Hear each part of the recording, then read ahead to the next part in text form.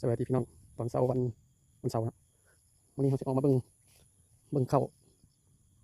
เพราะว่าเข้าวตอนนี้มันพอดูดแล้วตอนนี้กำลังพารถมาดูดเขาพอเกี่ยวแล้วพอดูดแล้วเขาตอนเช้าแดดกำลังขัดตอนเช้าเลยตอนตะเวนเขาสุกมาแล้วเขาสุกเขาแก่มาแล้วถ้ารถมาดูดมาเกี่ยวเขากับโรงงานบันไดพอได้กินอยู่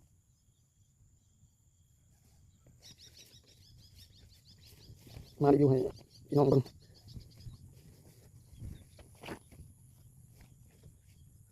ข้าวหน้าปีนี้พี่น้องสุกมาแล้วแก่มาแล้วเขาพอเกี่ยวมาแล้วเหลือง